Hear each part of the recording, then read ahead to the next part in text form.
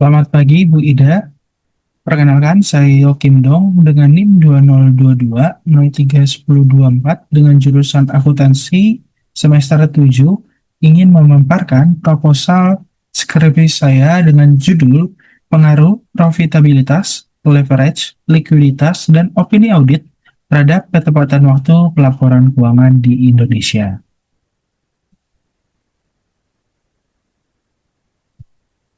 Di sini saya akan membahas mengenai latar belakang penelitian saya. Sejalan dengan pesatnya perkembangan pasar modal di Indonesia, semakin kompetitif pula nilai persaingan dunia bisnis dalam perolehan maupun penyediaan informasi sebagai dasar pengambilan keputusan. Salah satu informasi penting dalam dunia bisnis adalah laporan keuangan yang diterbitkan oleh perusahaan go public secara berkala. Selain penting secara substansi, ketepatan waktu laporan keuangan juga diatur secara formal oleh regulator, yaitu Otoritas Jasa Keuangan atau OJK. Regulasi tersebut tertuang dalam Peraturan OJK Nomor 14/POJK/04/2012 yang menyatakan bahwa emiten atau perusahaan publik wajib menyampaikan laporan tahunan kepada OJK paling lambat pada akhir bulan keempat setelah tahun buku berakhir. Namun demikian, ketepatan waktu ini masih menjadi masalah pelaporan keuangan di Indonesia. Hal ini ditandai dengan masih banyaknya perusahaan yang terlambat menyampaikan laporan keuangannya. Jumlah perusahaan yang terlambat penyampaian laporan keuangan pada tahun 2017 sampai 2021 disajikan dalam grafik berikut. Di sini ada grafik, yaitu jumlah perusahaan yang telat menyampaikan laporan keuangan tahun 2017-2021. Kita bisa lihat pada grafik tersebut, di 2017 dia ada di sekitar 70-an. Masuk ke tahun 2018 dia mengalami penurunan sekitar 60. Masuk tahun 2019 dia mengalami penurunan lagi, yaitu sekitar 40. Di tahun 2020 dia mengalami kenaikan yaitu sekitar 50, dan tahun 2021 puncaknya dia mengalami kenaikan sampai 90-an. Dari grafik tersebut dapat dilihat bahwa tabel 2017 sampai 2021 ini jumlah perusahaan yang terlambat menyampaikan laporan keuangannya sangat berfluktuasi. Bahkan pada tahun 2021 jumlahnya meningkat pesat. Menurut Intan dan Herlina pada tahun 2022 menyebutkan bahwa mayoritas perusahaan yang terlambat menyampaikan laporan keuangan itu mengalami penghentian sementara atau suspensi. Pada informasi tersebut, Wawan Hendrayana selaku Vice President Infovesta mengungkapkan bahwa keterlambatan penyampaian laporan keuangan ini menandakan adanya gangguan dalam bisnisnya dan pertanda dari awal tata kelola perusahaan yang menurun. Ia juga menyebutkan bahwa investor harus cermat dalam berinvestasi dan menyarankan untuk berinvestasi pada perusahaan yang tepat waktu dalam menyampaikan laporan keuangannya. Di sini ada peneliti terdahulu. Sejumlah peneliti terdahulu telah mengkaji faktor-faktor yang mempengaruhi ketepatan waktu pelaporan keuangan. Variabel probabilitas terbukti memiliki pengaruh positif terhadap ketepatan waktu pelaporan. Ariano dan Purbayati pada tahun 2023. Temuan ini diperkuat juga oleh Putri dan Nugroho pada tahun yang sama, yaitu 2023, pada perusahaan sektor consumer cyclicals, serta Salihi dan kawan-kawan pada tahun 2023 pada subsektor lomba, dan Akib dan kawan-kawan di tahun 2025 juga menunjukkan hasil serupa pada sektor perbankan. Selanjutnya ada variabel leverage juga banyak diteliti oleh Putri dan Nugroho juga ya pada tahun 2003, serta Salihi dan kawan-kawan pada tahun 2003 menemukan bahwa leverage berpengaruh positif signifikan terhadap ketepatan waktu pelaporan keuangan. Akib dan kawan-kawan 2025 mendukung temuan ini pada sektor perbankan.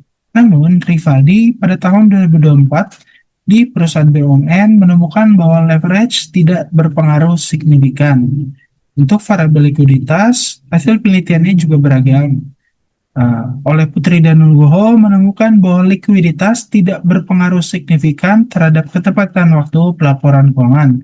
Sebaliknya, Akip dan kawan-kawan membuktikan bahwa likuiditas berpengaruh positif pada sektor perbankan.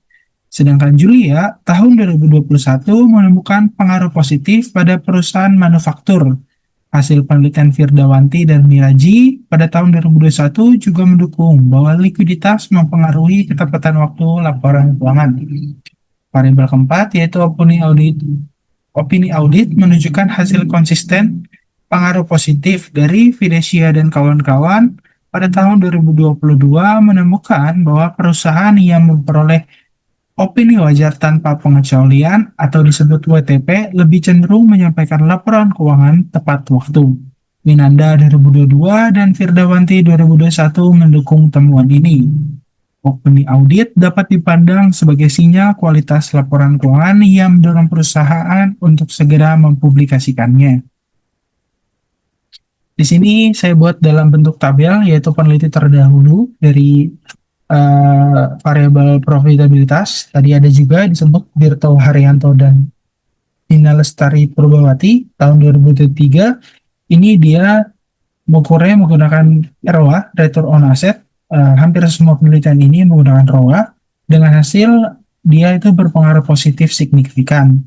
Yang kedua ada Tiara Herawati Putri dan Lutki Nugroho pada tahun 2023 dengan hasil profitabilitas berpengaruh positif signifikan.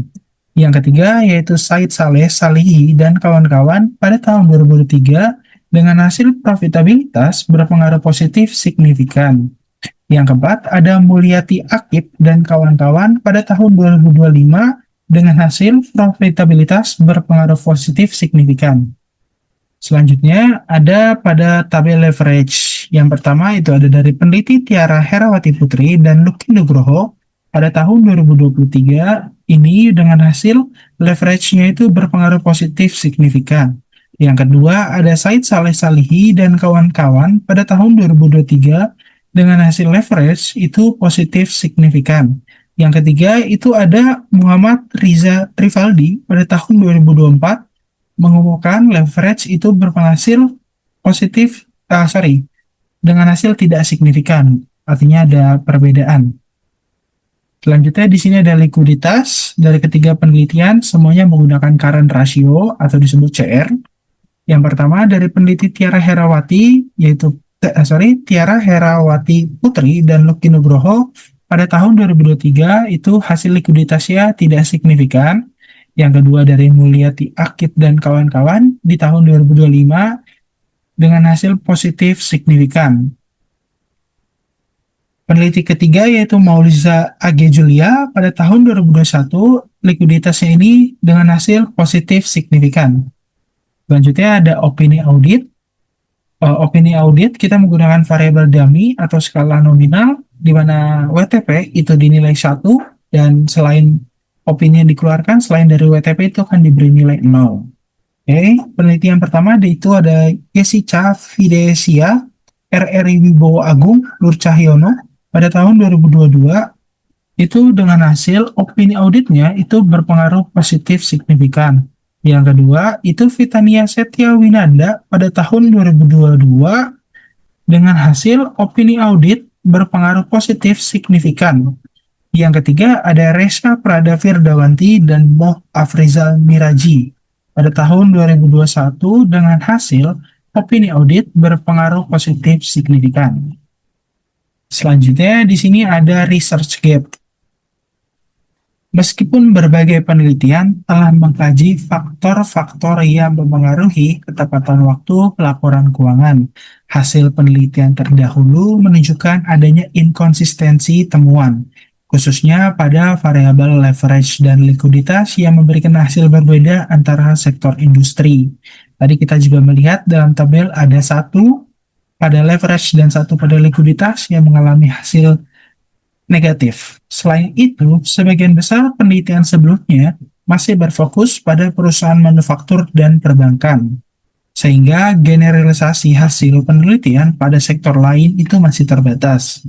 Kondisi ini menunjukkan adanya research gap terkait pengaruh profitabilitas, leverage, likuiditas, dan opini audit terhadap ketepatan waktu pelaporan keuangan pada sektor industri yang berbeda.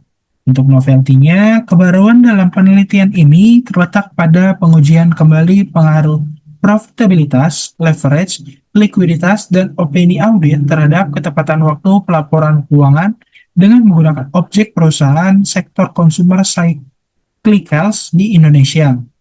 Sektor ini masih relatif jarang digunakan dalam penelitian sejenis. Padahal berdasarkan data keterlambatan pelaporan keuangan, sektor consumer cyclicals menunjukkan tingkat keterlambatan yang cukup dominan dibandingkan sektor-sektor lainnya.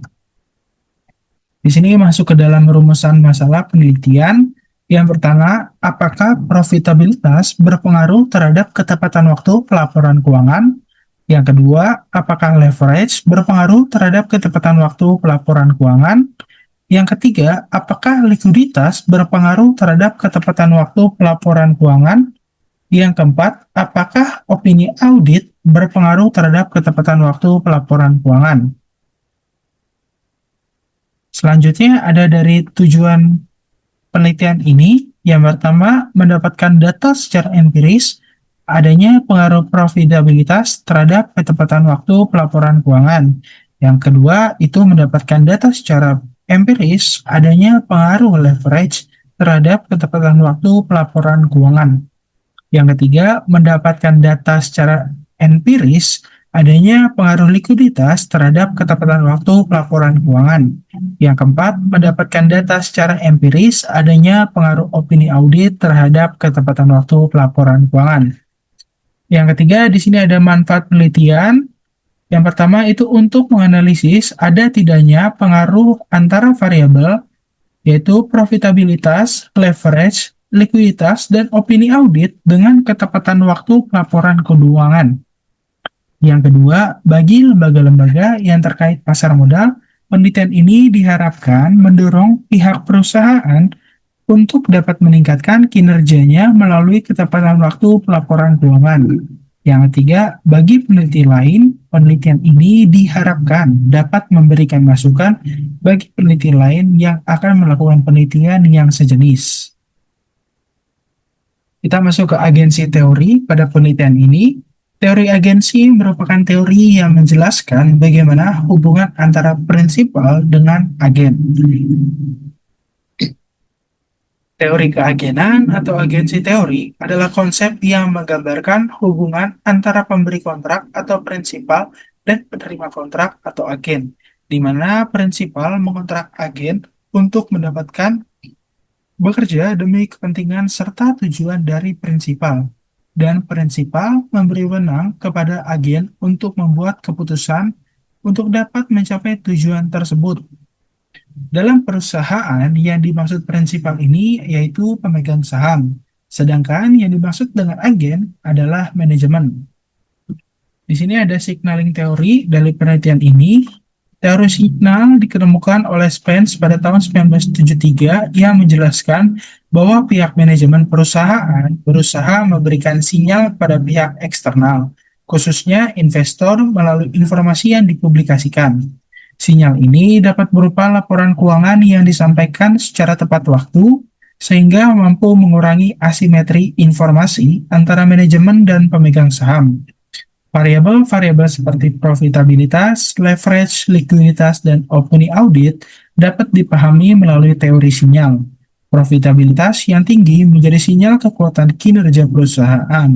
Leverage yang terkendali menunjukkan kemampuan perusahaan mengelola utang. Likuiditas yang baik menandakan kemampuan memenuhi kewajiban jangka pendek. Dan opini audit wajar tanpa pengecualian merupakan sinyal kualitas laporan keuangan. Dengan demikian, teori sinyal memberikan dasar teoritis bahwa faktor-faktor tersebut berpengaruh terhadap ketepatan waktu pelaporan keuangan. Selanjutnya ada variabel dan hipotesis penelitian. Variabel pertama di sini ada profitabilitas. Profitabilitas mencerminkan kemampuan perusahaan dalam menghasilkan laba dari aset yang dimilikinya. Berdasarkan signaling teori, perusahaan dengan tingkat profitabilitas tinggi cenderung menyampaikan laporan keuangan lebih cepat sebagai sinyal positif kepada investor.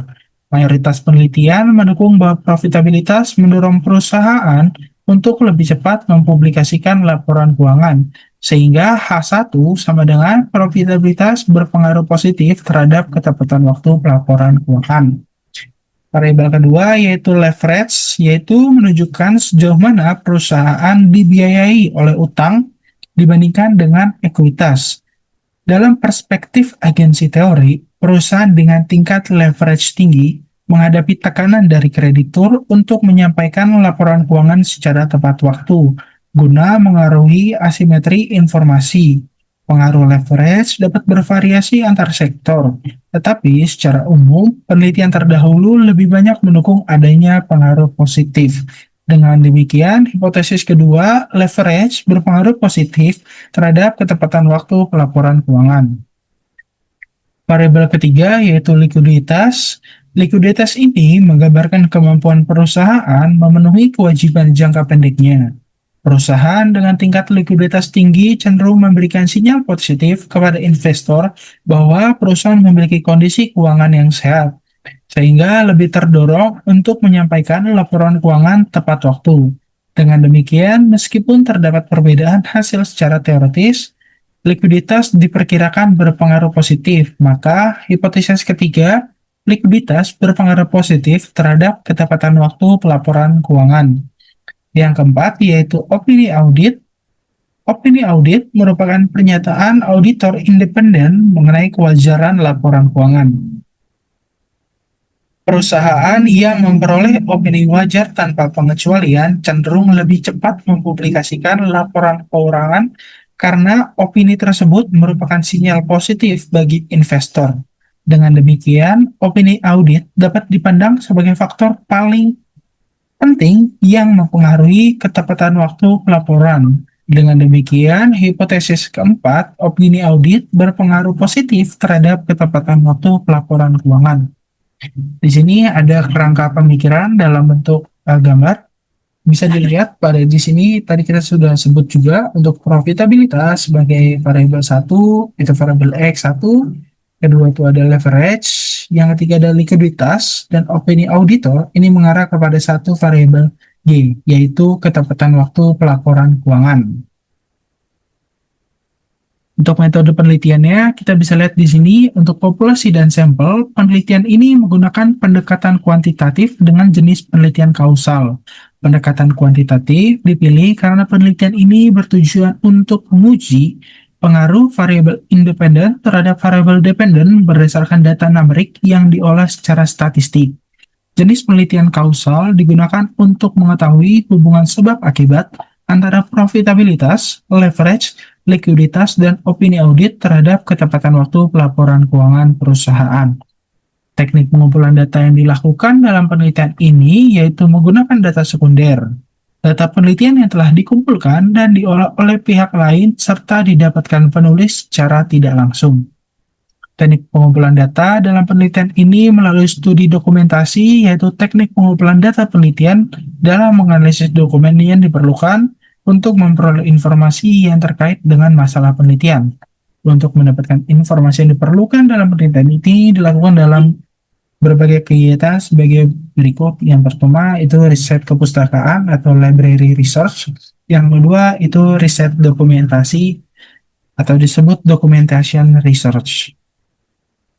Kita sederhanakan variabel penelitiannya dan definisi operasionalnya dalam bentuk tabel. Variabel Y-nya itu yaitu ketepatan waktu pelaporan keuangan. Ini diukur menggunakan indikator dan skala nominal atau skala dummy. Indikatornya 1 akan mendapat nilai 1 ya, apabila dia itu tepat waktu atau menyampaikan laporan keuangan itu sebelum tanggal 31 Maret. Dia akan mendapat nilai 0 jika tidak tepat waktu atau menyampaikan laporan keuangan setelah tanggal 31 Maret. Sumber data yang digunakan yaitu laporan auditor independen. Selanjutnya ada profitabilitas atau X1 menggunakan indikator ROA yaitu return on asset, di mana laba bersih itu dibagi dengan total aset dengan skala rasio Sumber data yang digunakan yaitu laporan keuangan perusahaan. Selanjutnya ada leverage atau X kedua, ini menggunakan DER ya. Dihitung dengan total utang dibagi ekuitas dengan skala rasio dan sumber data yang digunakan laporan keuangan perusahaan. Yang ketiga itu ada likuiditas yaitu X3 dengan indikator CR dihitung dari total aset lancar dibagi total utang dengan skala rasio dan menggunakan sumber data laporan keuangan perusahaan. Selanjutnya ada opini audit atau X4 dengan indikator sama seperti ketepatan waktu pelaporan keuangan. Dia akan mendapat nilai 1 apabila opini wajar tanpa pengecualian atau dikeluarkannya WTP. Dia akan mendapat nilai 0 apabila opini yang dikeluarkan itu selain dari WTP. Sumber data yang digunakan yaitu laporan auditor independen. Kita masuk ke teknik analisis data. Analisis data dalam penelitian ini dilakukan dengan menggunakan gabungan antara data deret waktu atau time series dan data deret lintang atau cross section. Ada dua macam panel data, yaitu data panel balance dan data panel unbalance. Data panel balance adalah keadaan di mana unit cross-sectional memiliki jumlah observasi time series yang tidak sama. Pada penelitian ini menggunakan data panel balance. Adapun tahapan atau langkah-langkahnya adalah dengan melakukan analisis kuantitatif yang terdiri dari yang pertama yaitu estimasi model regresi dengan menggunakan data panel. Yang kedua, pemilihan model regresi data panel. Yang ketiga itu uji asumsi klasik.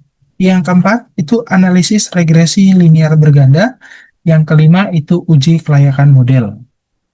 Di sini kita masuk ke poin 1 tadi, yaitu estimasi model regresi data panel. Untuk mengestimasi parameter model dengan data panel, terdapat tiga teknik model pendekatan yang terdiri dari pertama, yaitu CEM, yaitu Common Effect Model, dan yang kedua, pendekatan efek tetap, yaitu Fixed Effect Model, dan terakhir, pendekatan efek acak, yaitu Random Effect Model. Ketiga model pendekatan dalam analisis data panel tersebut dapat dijelaskan sebagai berikut. Yang pertama, Common Effect Model, yaitu model ini hanya mengkombinasikan data time series dan cross-section dalam bentuk pool. Mengestimasinya menggunakan pendekatan kuadrat terkecil atau pool least square. Yang kedua, yaitu Fixed Effect Model, yaitu model ini mengasumsikan bahwa terdapat efek yang berbeda antar individu. Perbedaan ini dapat diakomodasi melalui perbedaan pada interceptnya. Oleh karena itu, dalam model fixed effect, setiap individu merupakan parameter yang tidak diketahui dan akan diestimasi dengan menggunakan teknik variabel dummy atau skala nominal. Yang ketiga yaitu random effect model, yaitu berbeda dengan fixed effect model. Efek spesifik dari masing-masing individu diperlakukan sebagai bagian dari komponen error yang bersifat acak dan tidak berkorelasi dengan variabel penjelas yang teramati. Model seperti ini dinamakan random effect model atau RAM, atau model ini juga sering disebut dengan error component model atau ECM. Selanjutnya ada pemilihan model regresi data panel. Dari ketiga model yang telah diestimasi, akan dipilih model mana yang paling tepat atau sesuai dengan tujuan penelitian. Pada tahap uji, yang dapat dijadikan alat dalam memilih model regresi data panel, yaitu tadi common effect, fixed effect, atau random effect. Berdasarkan karakteristik data yang dimiliki, yaitu F-test atau Chow test dan Hausman test. Pertama ada F-test. Uji Chow test bertujuan untuk menguji atau membandingkan atau memilih model mana yang terbaik, apakah model common effect atau fixed effect yang akan digunakan untuk melakukan regresi data panel. Langkah-langkah yang dilakukan dalam uji Chow test adalah sebagai berikut. Pertama, kita mengestimasi dengan fixed effect. Kedua, uji dengan menggunakan Chow test. Yang ketiga, itu melihat nilai probability F dan C square dengan asumsi, pertama, bila nilai probability F dan C square lebih dari alpha sama dengan 5% atau 0,05, maka uji regresi panel data menggunakan model common effect. Kedua, bila nilai probability F dan chi-square kurang dari alfa sama dengan 5%, maka uji regresi panel data menggunakan model fixed effect. Bila berdasarkan uji Chow-test, model yang terpilih adalah common effect, maka langsung dilakukan uji regresi data panel. Tetapi bila yang terpilih adalah model fixed effect, maka dilakukan uji Hausman test untuk menentukan antara model fixed effect atau random effect yang akan dilakukan untuk melakukan uji regresi data panel. Tadi yang kedua itu ya F-Hausman test. Di sini tes ini dilakukan untuk membandingkan atau memilih model mana yang terbaik antara fixed effect dan random effect yang akan digunakan untuk melakukan regresi data panel. Langkah-langkah yang dilakukan dalam Hausman test adalah sebagai berikut. Pertama, estimasi dengan random effect. Yang kedua, uji dengan menggunakan Hausman test. Yang ketiga, melihat nilai probability F dan chi-square dengan asumsi 1. Bila nilai probability F dan chi-square lebih dari lebih dari alfa sama dengan 5%, maka uji regresi panel data menggunakan model random effect.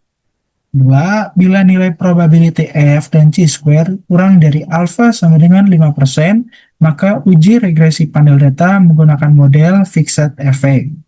Uji Hausman dilihat menggunakan nilai probabilitas dari cross-section random effect model. Jika nilai probabilitas dalam uji Hausman lebih kecil dari 5%, maka H0 ditolak, yang berarti bahwa model yang cocok digunakan dalam persamaan analisis regresi tersebut adalah model fixed effect. Kita masuk ke dalam uji asumsi klasik. Yang pertama itu ada uji normalitas.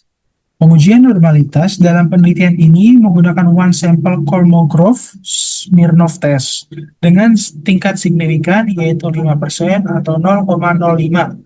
Berarti data yang diuji mempunyai perbedaan yang signifikan dengan data normal baku. Data tersebut tidak normal. Ketentuan dalam uji one sample Kolmogorov-Smirnov yaitu apabila nilai lebih dari 0,05 atau 5%, maka data memiliki distribusi normal.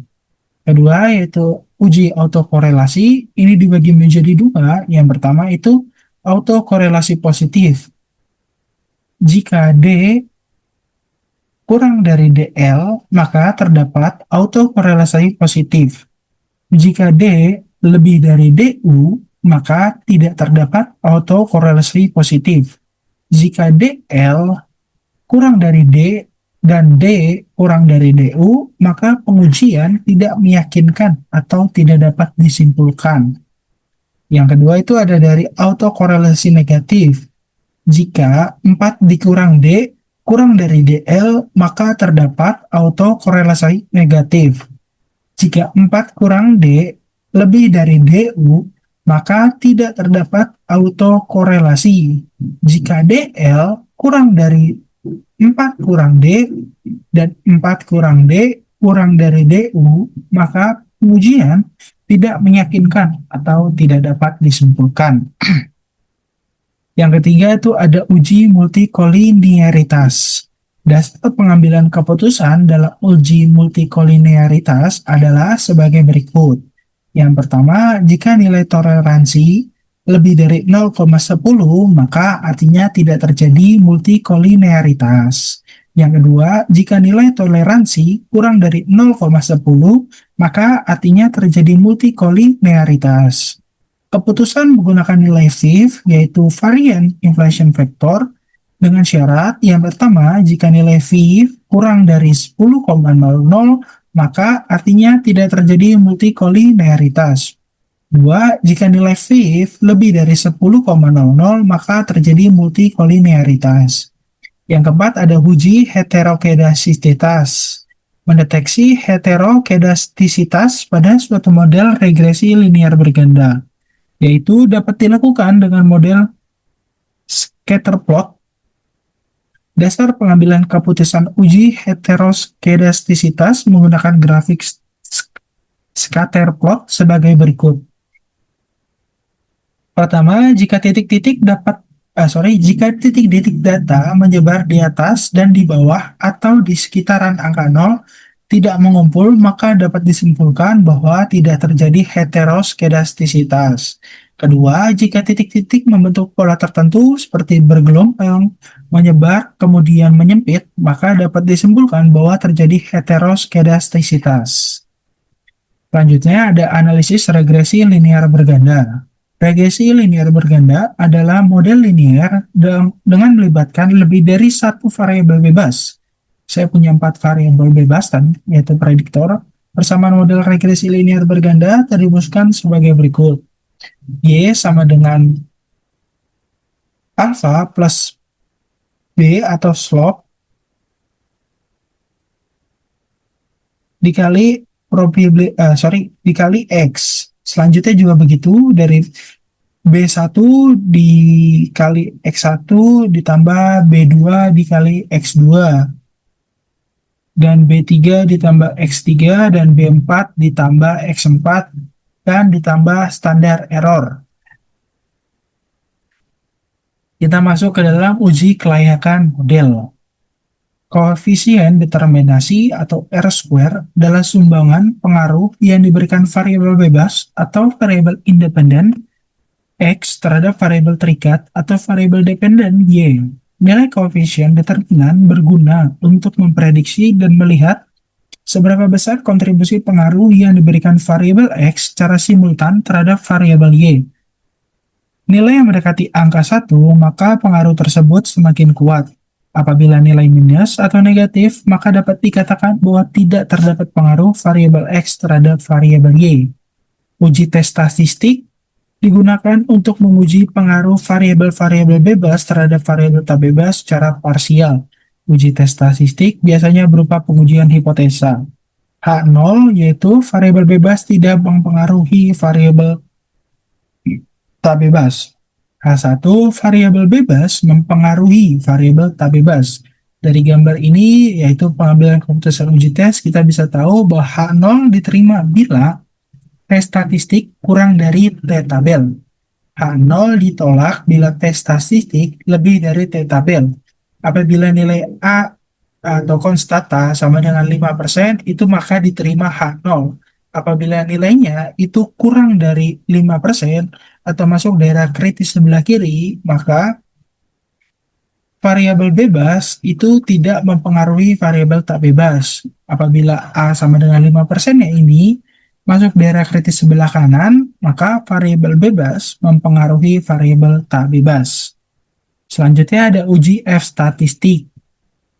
Uji F statistik ialah untuk menguji pengaruh variabel bebas terhadap variabel tak bebas secara keseluruhan atau simultan. Uji F statistik biasanya berupa H0 sama dengan variabel bebas tidak mempengaruhi variabel tak bebas. H1 sama dengan variabel bebas mempengaruhi variabel tak bebas. Berdasarkan gambar di sini, pengambilan keputusan uji F, H0 diterima bila F statistik kurang dari T tabel. H0 ditolak bila F statistik lebih dari T tabel.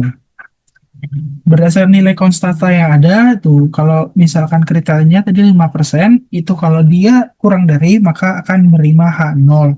Kalau lebih dari itu akan masuk daerah kritis.